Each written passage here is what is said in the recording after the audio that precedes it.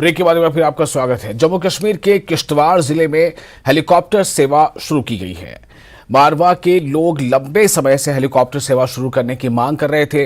पिछले कुछ महीनों से भारी बर्फबारी के कारण किश्तवाड़ मुख्यालय और मारवा के बीच हेलीकॉप्टर सेवा निलंबित कर दी गई थी, जिससे लोगों को परेशानियों का सामना करना पड़ रहा था। हेलीकॉप्टर सेवा दोबारा शुरू करने पर लोगों ने डीसी किश्तवाड़ का धन्यवाद किया। खुशी है पूरे इलाके में और ख़ासकर चिनाब वैली के लिए। सबसे पहले जो एलजी इंतज़ामिया और डिस्ट्रिक्ट एडमिनिस्ट्रेशन ने जो कदम उठाया है, जो दरीना मांग थी हमारे लोगों की, बहुत अरसे पहले से हमारी मांग थी और आखिरकार एडमिनिस्ट्रेशन ने इस काम को पाई तकमील तक पहुंचाया। हम लोग बहुत ही खुश हैं और शुक्रगुजार हैं। बहुत बड़ी खुशी की बात है। अभी उस हिसाब से बर्फ़ नहीं गिरी है और जहाज़ सर्विस चालू हुई है। हम डीसी साहब का बहुत ही शुक्रगुजार है कि उन्होंने इस साल हमारा बहुत ही ज़बरदस्त ख्याल रखा है। आपके चैनल के माध्यम से बताना चाहूँगा दैट गवर्नमेंट ने हेलीकॉप्टर सर्विसेज रिमोट एरियाज़ के लिए किश्तवाड़, डोडा और बाकी ज़िलों में शुरू करे हैं। इसमें किश्तवाड़ में जो सौंदर है उसमें 1000 रुपये, जो हमारा नौपाची है उसके लिए 1500 यानी 1500, और जो इंशन है उसके लिए 2000 रुपीज़ का फ़्लाइट कॉस्ट रखा गया है। इसके साथ साथ जम्मू किश्तवाड़ एक्सेस में आने का या जाने का किसी भी एक साइड का 4000 रुपये का फ़्लाइट फेयर रखा गया है। मेरे को पूरी उम्मीद है कि हमारे जितने भी स्नो बाउंड इलाके के रिमोट लोग हैं जिनका कनेक्टिविटी टूट जाता है दिसंबर, जनवरी और फरवरी में, उनको इससे बहुत फ़ायदा होगा। भारत और चीनी सैनिकों के बीच हुई झड़प को लेकर शिवसेना के कार्यकर्ताओं ने उधमपुर में विरोध प्रदर्शन किया। प्रदर्शनकारियों ने उधमपुर गोल बाजार के पास चीन की प्रतीकात्मक मूर्ति में आग लगाई। इस मौके पर उन्होंने चीन के खिलाफ नारेबाजी की और चीनी सैनिकों को सबक सिखाने के लिए कड़ा संज्ञान लिए जाने की मांग की है।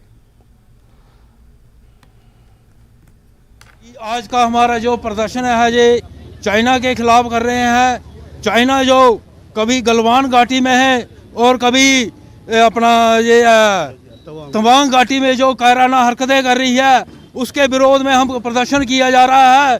हम चाइना को आगाह कर देना चाहते हैं कि इंडियन आर्मी को कमज़ोर ना समझे। इंडियन आर्मी ने अगर चाहा तो आपकी ईंट से ईंट बजा देगी।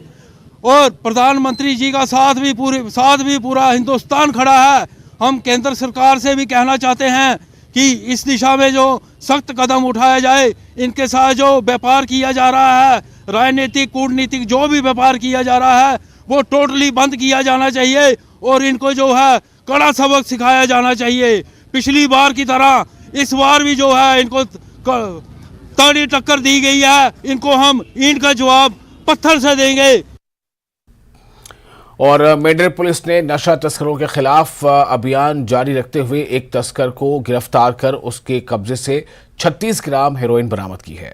तस्कर की पहचान मेंढर सब डिवीजन के गुलाम मुस्तफा निवासी उच्छाद तहसील मनकोट के रूप में हुई है।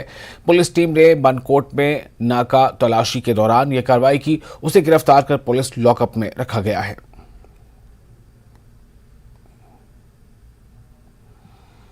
और वहीं मेंढर के डाक बंगला से गोल्ड जाने वाली मार्ग पर डाली गई तारकोल में घटिया सामग्री का प्रयोग करने पर लोगों में गुस्सा है। यहां के स्थानीय लोगों ने संबंधित विभाग के खिलाफ रोष व्यक्त किया है। उनका कहना है कि घटिया सामग्री का प्रयोग करने वालों के खिलाफ जांच होनी चाहिए। उन्होंने जिला विकास आयुक्त पुंछ और एसडीएम मेंढर से अपील की है कि मौके पर पहुंचकर सड़क का जायजा लिया जाए।